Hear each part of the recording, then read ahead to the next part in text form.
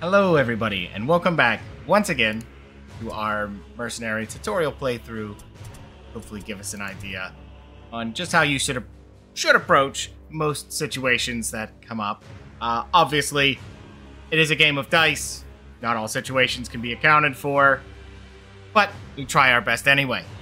So, we've gotten 2 missions down, and we're looking pretty good here.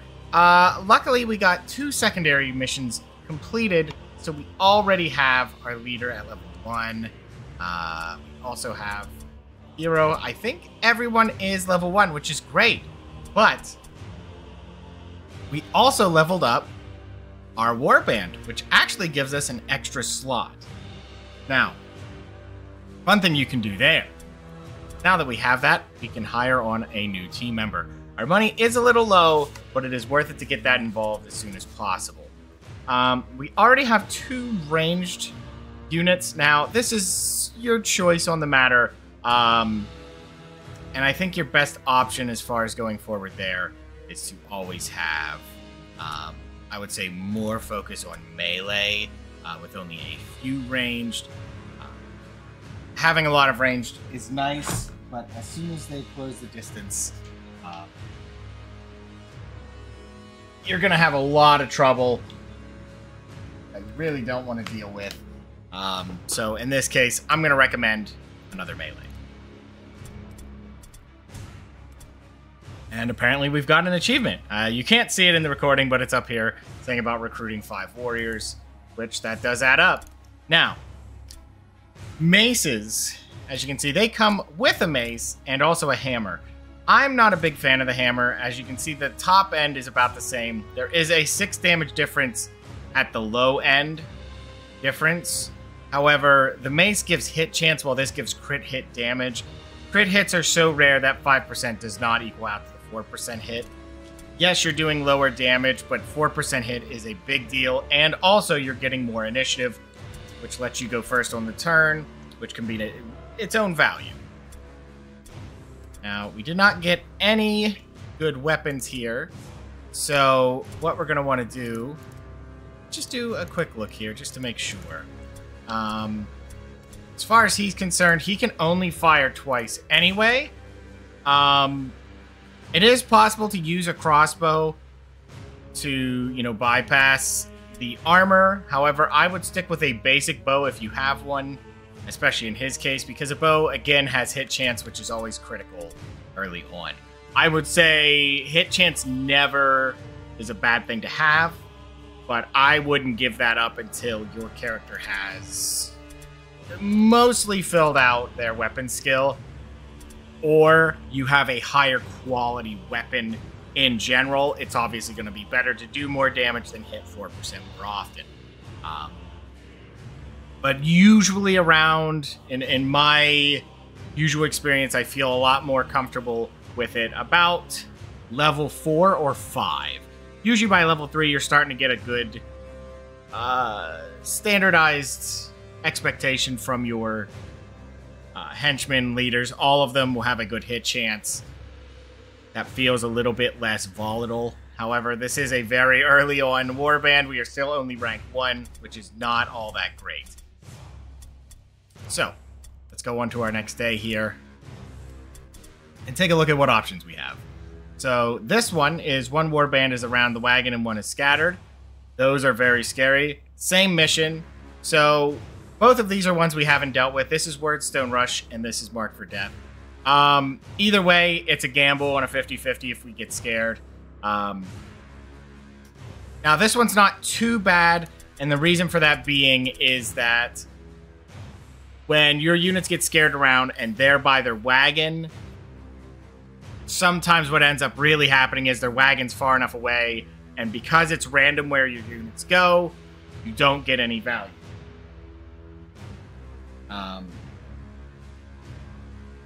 With that in mind, sorry, hold on one second. I'm looking for a runaway puppy. Anyway, when it is 2 warbands both being scared, that's when you want to be a little more worried, only because they can spawn directly next to your units.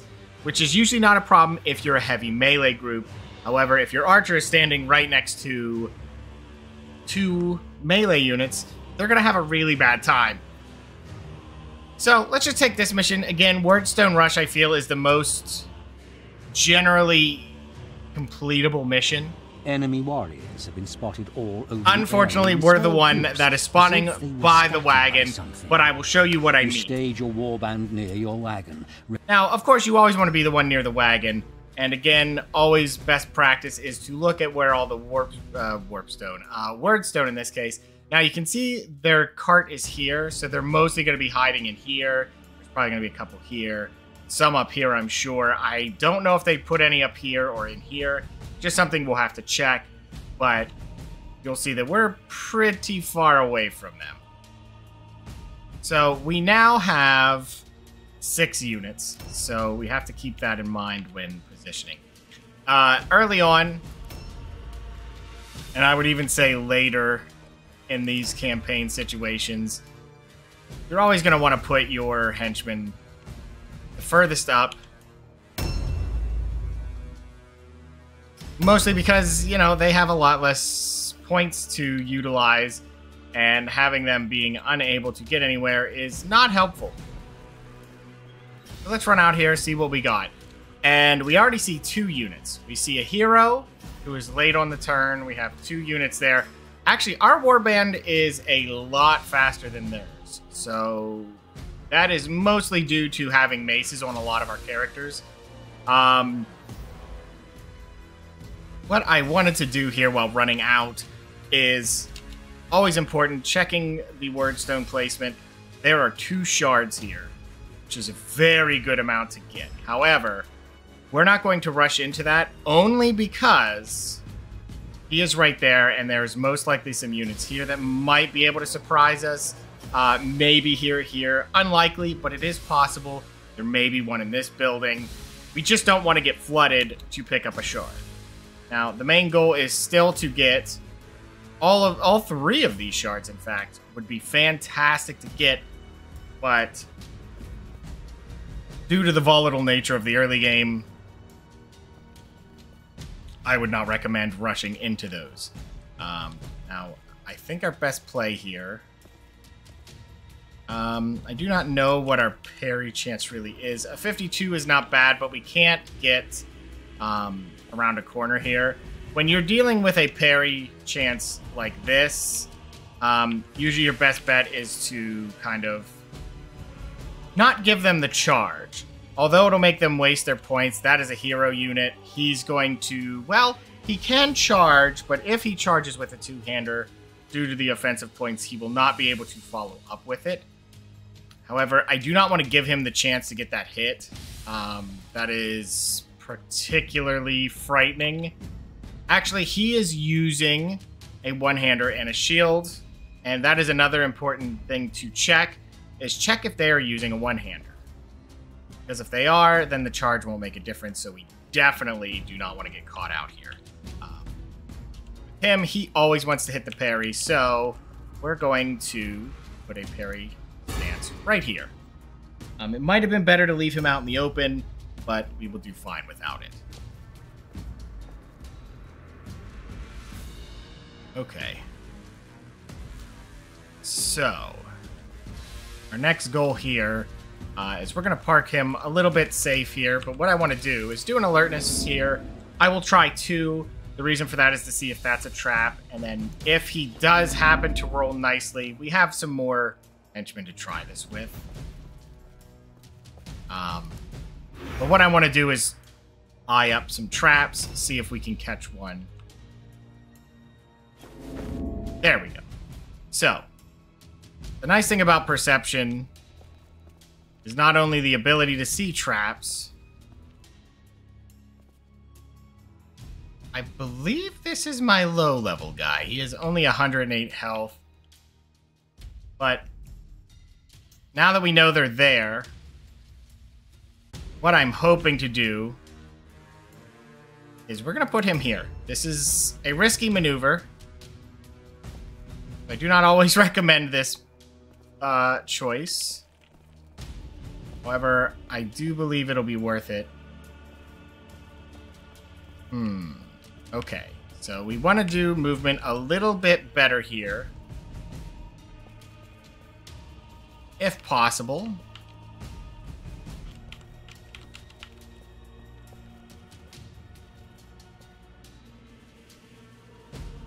I think this will be fine. Won't quite catch the units we want, but I think it'll do the job. Okay. Now, this is going to be the plan here. This man is already blocking a lot of what they want to do. So we're going to have him park this way to sort of set up an ambush. They really have no chance of stopping him from hitting the ambush. But it's mostly to cover backup when they arrive. Okay, now we wait and see what their turn order is, what they choose to do, and we react from that. As you can see, he couldn't even make the distance.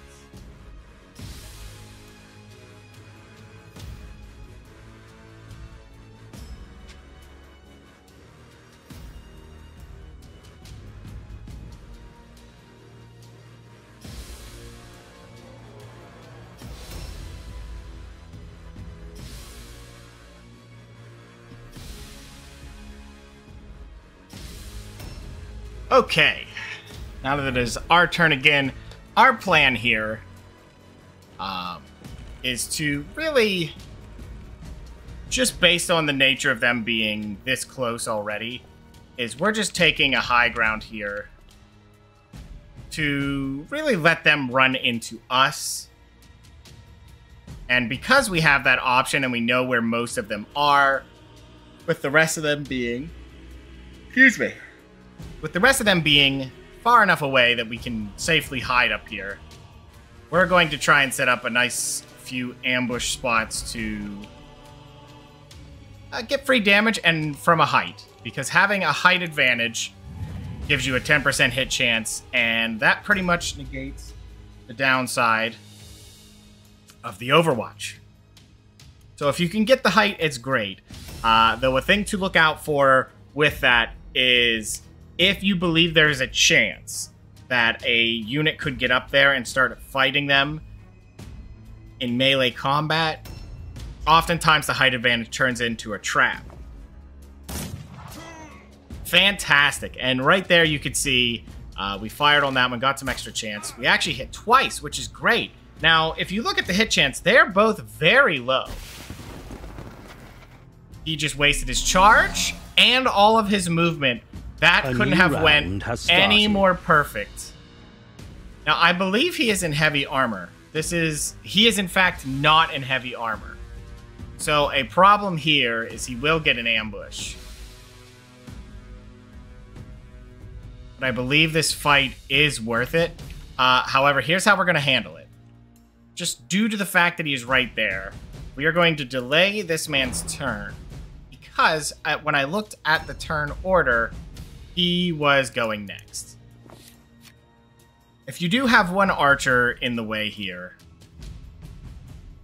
it's often best to try and get the extra hits from the archer before they get stuck in melee, just because of a 30% reduction.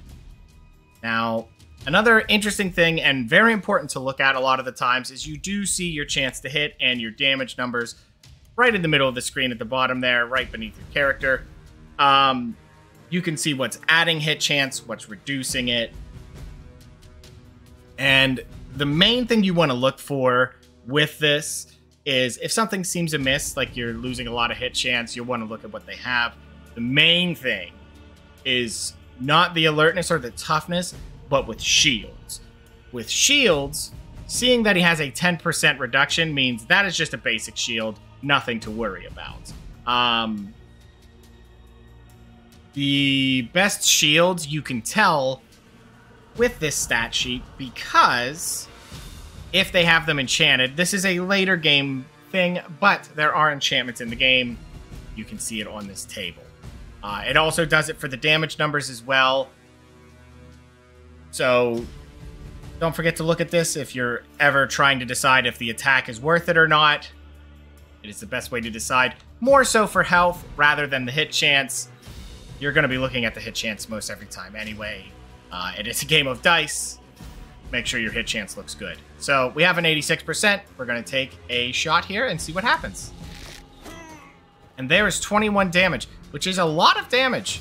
Even early on here, you can see he has 140 health. 20 damage is a seventh of his health. And we're going to try for a second one.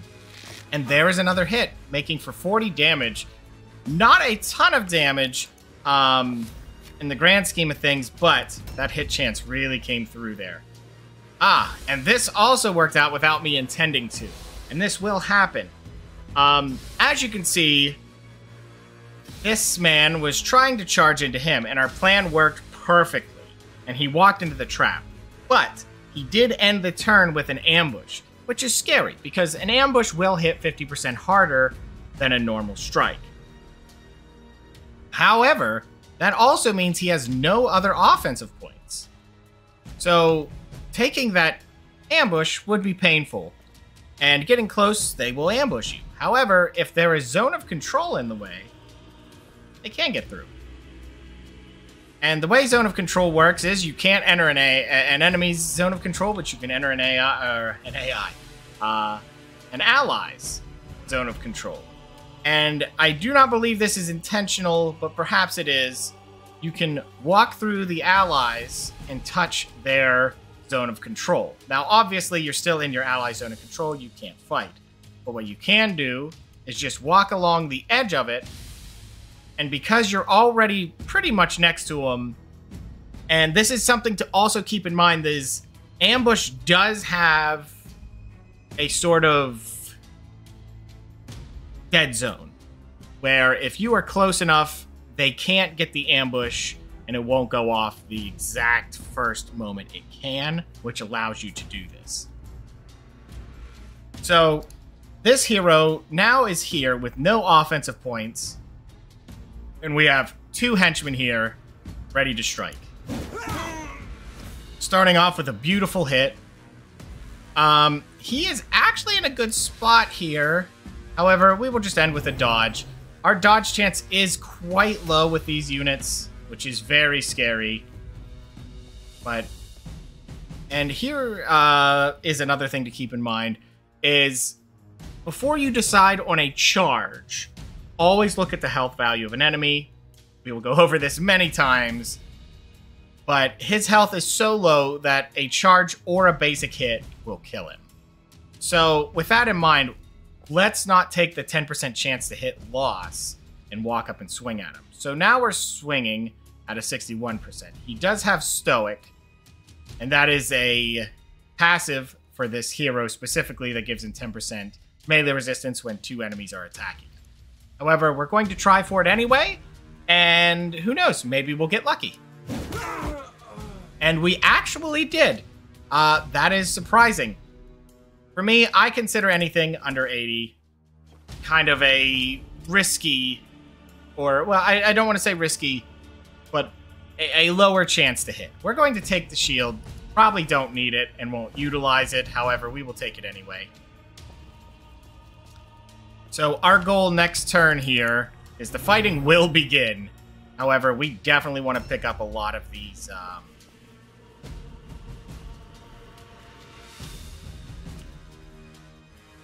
shards and, well, just shards. Unfortunately, I'm not seeing any clusters. There may be some out here, though we've already taken out a leader, but we are dealing with a few henchmen, which is scary business. However, I do not believe he is going to fight our leader, as he is quite tanky. So he is most likely going to walk by him. So what we're going to do is going to look strange, but just due to the nature of the AI, if we set ourselves right here, he's blocking the door, which means no one can get by him and get in there easily to our ranged. He is a lot higher health than these units. So there is a higher chance he will walk by him to try and fight those units, despite the obvious ambush stance. Now this is a risky maneuver, but We are currently Objectives updated. well ahead of the game because we've already taken out a hero. Okay, that actually works out quite well for us. That 11 damage means he looks very susceptible to being taken out. So that guy will come charging straight in. However, there are 2 of them, which is not helpful. What we'll do is just move to here. And he should be able to make the distance, but I am a little worried about him making the distance. The option is there. I think it is high enough option that he'll try to make it, so we're just going to set him right here without ambush. And there you go. There was the ambush, went off perfectly. Now, there was a chance he could hit me, and if he did, that would have been a very big hit. But the scary fact of them getting that hit would be, if he did hit, my health would be a lot lower than that henchman, meaning they would all focus our leader.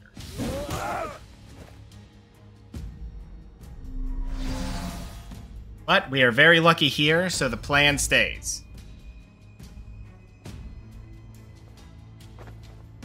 The AI are playing this smart with how they've equipped their units. Typically, when you are dealing with low-level units, it is always better when you have 3 offensive points to dual wield or 2-hand.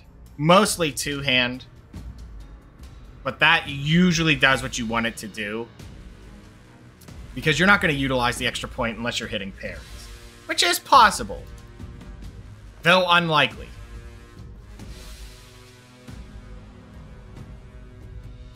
So this unit's kind of in a spot here that we are going to try and take him out. And this is a thing to try and decide on as best as you can. What is your most likely unit that you can kill with what you have for that turn? Now, he's late on the turn, so they do have 1 more unit who can move. But I do believe this is the unit we're going to target next turn. So we're going to go for a shot here on a 91. That is a pretty high chance. I feel confident with that hit. Let's see what happens. 50 damage. That is a good chunk of damage. And we're going to move him back to his position here just to have him ready for next turn. Okay. Now, the fact we haven't seen the leader, that is the leader there, even though we technically don't see him with that camera angle. He is most likely in heavy armor, and he is. If you look at their ratings there, and this is a good idea to look at, not only because their initiative is low, initiative is always reduced or raised based on wearing heavy or light armor, but you can look at the percent of damage reduction, which you can see by right under Marcus's name, there is a shield with 25%.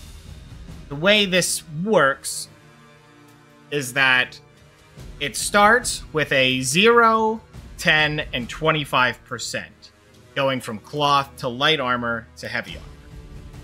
Then, each rank up gives you 10% more. Meaning, by the end there, I'm sorry, that is not quite correct. Cloth armor only goes up by 5, which gives you... at the end, it'll give you 15%. The general rule of thumb here that ends up happening is, with the masterwork or the purple quality armor, it will go 15, 30, 45. That is how the numbers end with that. Meaning that, really, in most scenarios, heavy armor early game is not worth it. It takes too much and gives too little. 25% is a nice reduction, however, losing all of those, the movement value, the initiative, it's not helpful unless you're going to slow your entire team down to keep with that unit and make sure that he's always in the fight. Okay, so our leader is here fighting this henchman. This henchman is not going to have any luck fighting this leader. Unfortunately not. Not early on. Late game, it can change, but definitely not early on. Okay, so what we're going to try and do here is see if we can get out of that. And as you can see, he couldn't charge even though he has an ambush, he had no way to catch our character moving through because of zone of control. And again, we're going to do just like last turn, walk into a zone of control, and now he can't even fight back. So we have 3 henchmen here. That should be more than enough to get the damage we need.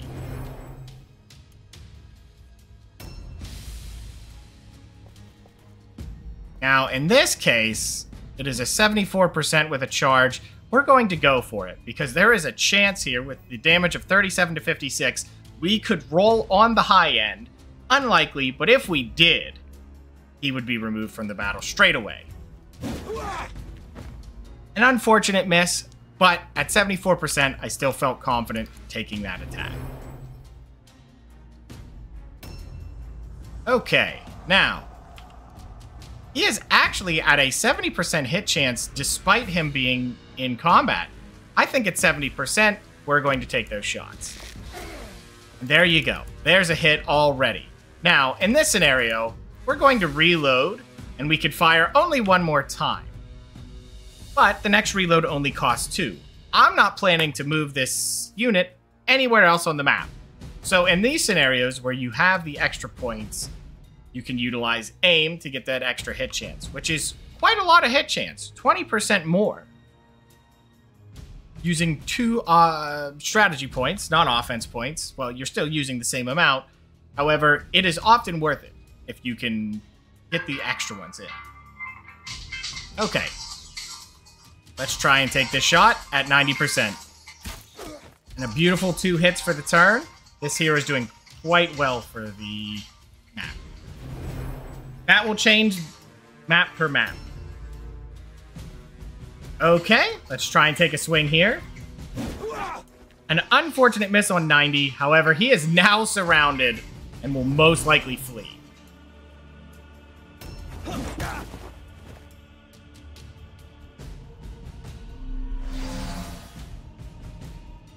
And as you can see there, he did get a big hit for 40 damage.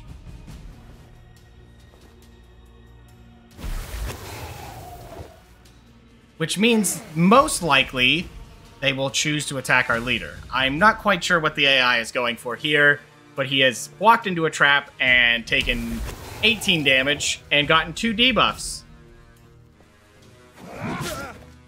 That is dangerous. As you can see, the early game is very scary. But there goes another unit. Okay. I'm a little worried about their leader making the distance here, but it is unlikely. So what we really want to do here is see if we can get a clear shot. This is an 80% on this unit. I would rather take the 80 damage because we're going to pretty much be forced to fight that unit anyway at the start of next turn. So let's see if we can get that 50 damage. And we did! 51 damage.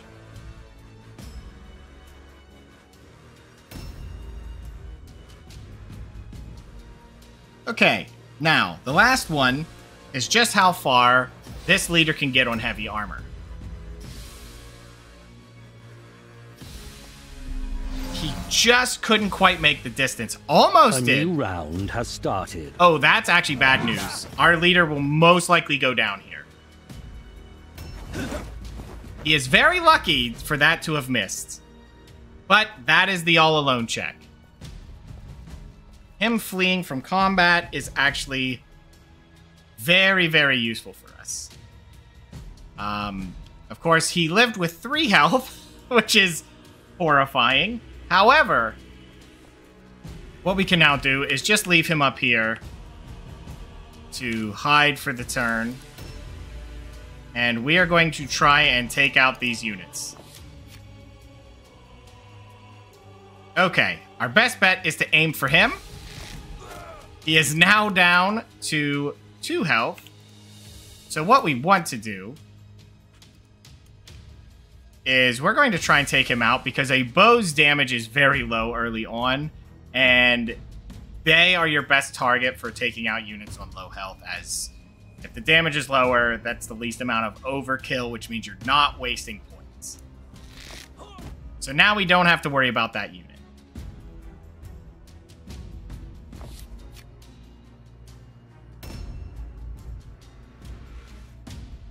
Okay. The only unfortunate moment for all of this is that now that we're kind of stuck at this moment here, if we take out this unit in front of us, we are definitely going to have a route check against the enemy. However, it is always better to win the mission than try to force a secondary. Okay, he is very close to dead. We are going to actually go for a charge here. But, given what we know, that man is actually trying to ambush, we are going to try and charge from the best angle here to keep him as close to our unit. And there's a reason for that. Let's see what happens. Another unfortunate miss. Okay, so we still have one more unit to get this hit. But I do not believe we can get the charge. Okay, let's try again on 75%. This man is very evasive. Okay. This does happen. But that also means the enemy is going to get quite a few turns here. But he will now get an all-alone check because no one is assisting him. And he also failed it. And he is also very much downed. The unfortunate part of that... Oh, good. The AI actually succeeded in their morale check, so they stay in the fight. It apparently is a map where everyone is missing their charges. Okay, so we know their leader is about to take their turn. So what we actually want to do, and this may seem weird, is we're going to delay our turn in the way here. Now, we cannot get any damage, but what that does is blocks the stairs, forcing the leader to run over here. Because we would much prefer the leader to be fighting here rather than fighting our 3 health unit at the top of the stairs. Okay, we're probably not going to be able to utilize any shots here, but we will get the reload in and end our turn. A new round has started. Okay, now, given this is the last turn and we do not want to stay in this map any longer, we're actually going to make what's considered a risky move. And we're going to move this man back in to fight. Our best chance is to probably take out this man here. So we are going to close him in here. And take 1 charge. And again, another huge miss. We are missing quite a lot here, which is not good for us.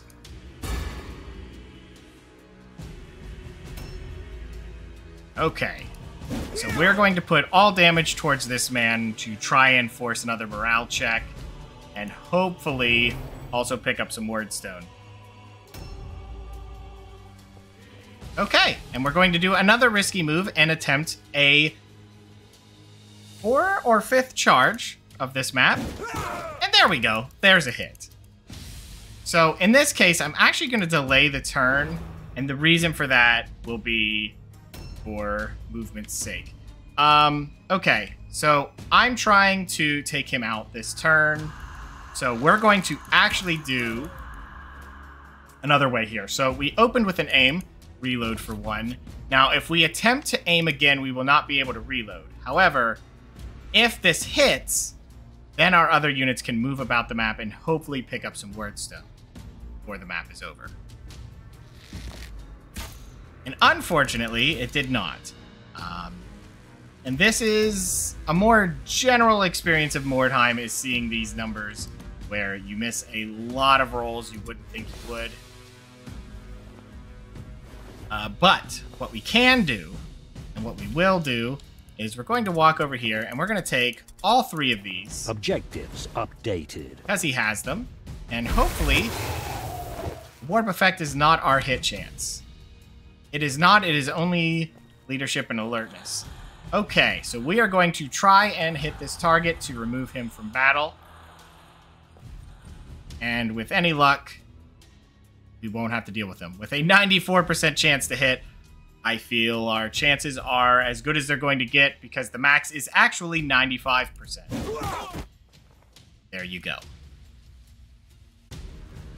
Now, the next part of this, we will take his Great Axe because I have a feeling we are going to leave very shortly. But this is also another important thing. We are going to actually put him here to force the all-alone check. And if you look, that unit we just taken out was about to go next turn. And unfortunately for them, a unit who is knocked out of combat is unable to roll for morale checks. Or perhaps that is fortunate. I will leave that up to the map that you are facing at the time. So what we want to do is pick this up. Updated.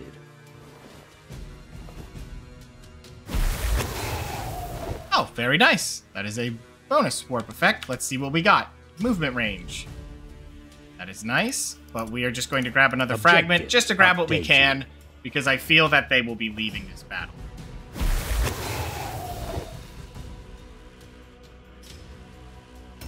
Okay, and we have one more turn. There is no chance that he will be taking out that unit, so what we will actually utilize here is, again, we want to get as much wordstone as possible. So we're just going to have him run this way and attempt to pick this up. One of these is a trap. Unfortunately, we do not have the time to check that, so we are just going to grab the fragment. Another positive effect. How nice. 20% armor is useful. Not on an archer typically, but an 18% chance to hit. I do not believe they have any more units left as we've taken out 5 of them. So it is just the hero left. Okay, we will actually not take that shot. He is actually staying in this battle. However, he failed his all-alone check. Okay, that's 2 hits. That's really good. Okay, so we actually have a chance here. A new round has started. To get the remaining wordstone. Now, I would say that the leader could pick some up. However, well, I will show you. Because if the worst happens, then that'll be completed. Perfect showing of what can go wrong when you're low on health. We actually got a positive. Now, we could attempt to take out the leader here. However, we're not going to do that. What we're going to try to do, get all the way to their cart, and what you can do is take their idol. And this is a perfect time to show that. Because I do not want to pick up any more wordstone. We got our secondary objective, and this would be a lot safer for us to be out of the mission. You can actually steal their idol. Stealing their idol actually affects their morale. And if we steal it, it will go down by 16. I don't know that cycling these would force a morale roll check, but we're not going to risk it here. We're just going to take it, which will put their morale actually under 0, which means they will leave immediately. But the secondary mission is done. We have quite a few injured units, specifically our leader with 3 health, who is lucky to be standing at the moment. And we're going to take our win.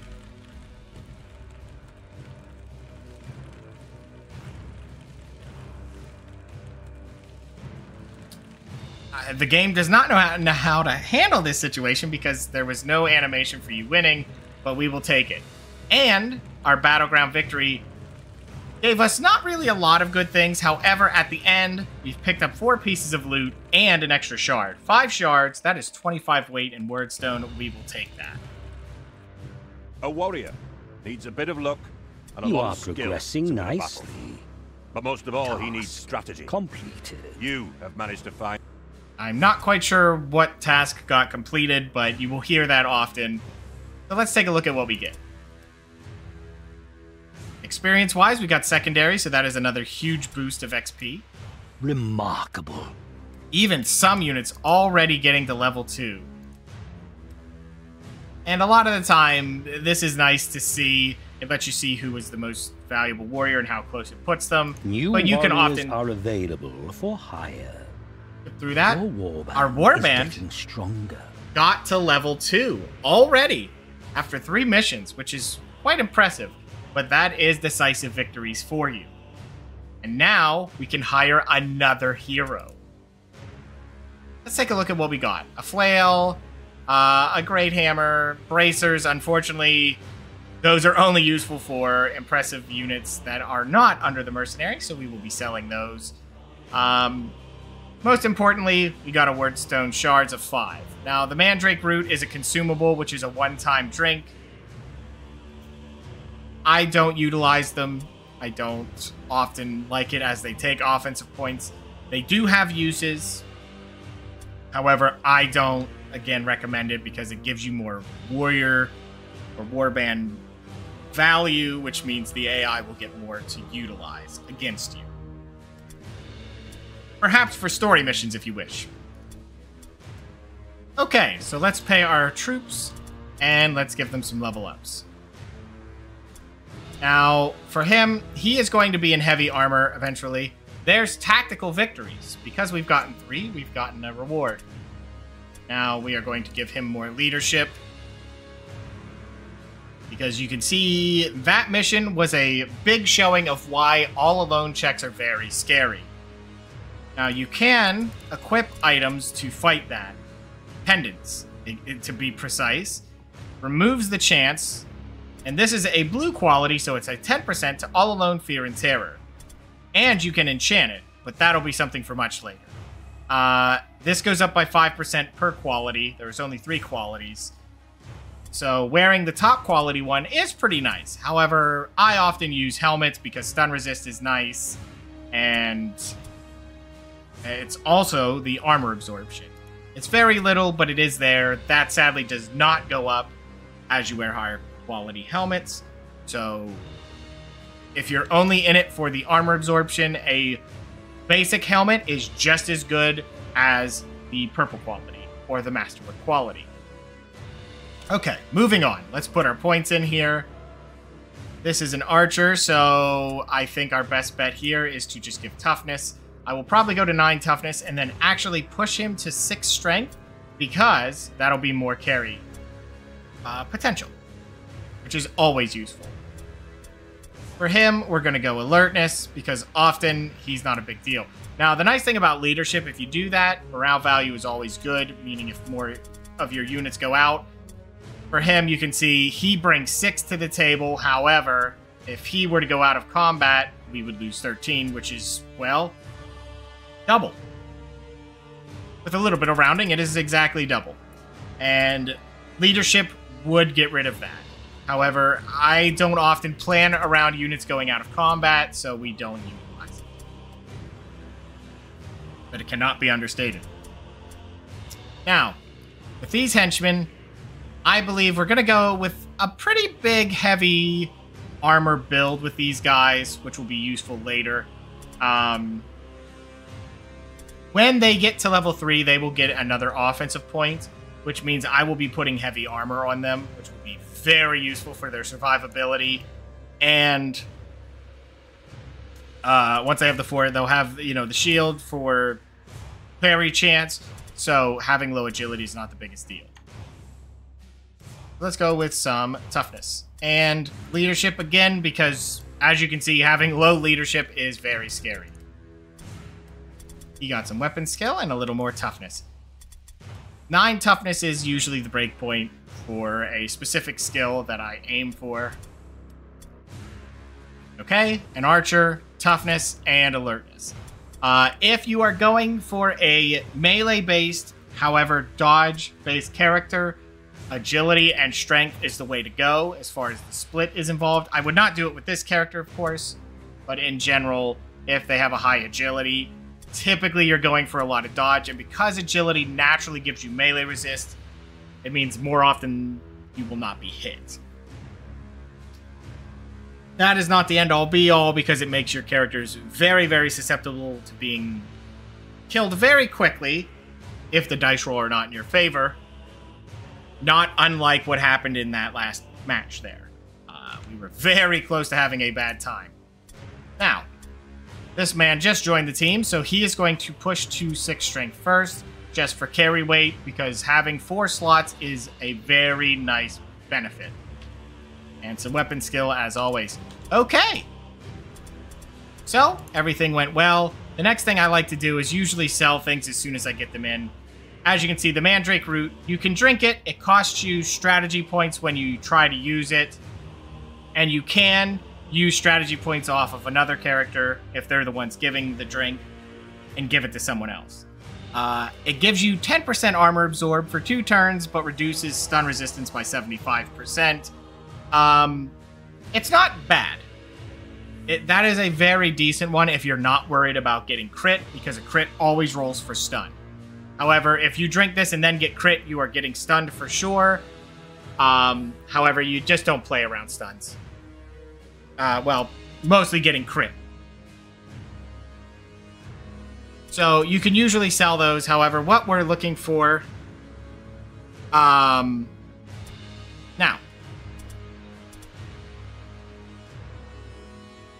Okay. And as far as our items here, the only one we had that needed... Oh, this is the buy menu. That would be why we had too many items. Okay, so what we want to do is sell the bracers, because like I said, they were not very useful. Flails, of the lowest quality, flails are not often used. I'm just selling some of these because it gives us just a little bit more, and you especially don't want to use Bugman's Ale. These ones are particularly tough because it reduces your movement range, which is very scary to do in most scenarios. Same with this one. It gives you all own fear and terror tests. That's fine. However, it's not often you're going to be drinking that before it happens. So, I don't see much value in it. Okay. So, we have 87 Wordstone, which is more than enough to turn in the weight requested. And we can say next day, which will let us choose a few more. Fantastic. So, a new mission is available. This is going to be the story mission, which is the Quayside. It is often a early mission for most people. We will go over that next time. However, before we do that, I also want to point out, while playing the game, even if you are not as lucky where you have a character live with 3 health, you still are working towards effectively achievements. As you can see, we have 1 victory. There's 5, 10, and they give you XP, which gives you levels. Now, the first one's pretty early on. There's recruitment. Now, there's also tactical victories, enemies out of combat. You will start getting levels, which will give you veteran skills. There are quite a few of them, and we will go over all of these in another video. However, these go between... other warbands. So keep that in mind, that even if the warband ultimately fails, you still keep your veteran skills. So do not be disheartened that you're losing this experience that you gained. It will always work. Okay, I think that's another mission down. Next time, I will get in a second hero for the team, and perhaps we will do that story mission, just to show how scary they can be, especially early on, when you do not have a warband that is filled up. Now, often I will say, don't do this, because it's better to bring a full warband, you know, just push those back. However, if you're just trying to get through them and you can't help yourself, I usually aim on the idea that it says it is a normal quality mission. Now, when they show the difficulty for this mission, they're comparing your rating to their rating. In a story mission, that's what you're getting. Our warband's current rating, without the extra hero, of course, but our current rating is 603, which is 100 less. A hero would give us this particular unit, who is level 1, so he does have a little bit more. He's already at 120. So 1 hero would push us up to the value we need. But again, that will be for next time. So that's going to be it for tonight. And hopefully we will catch you guys for the next one, where we hopefully tackle a story mission.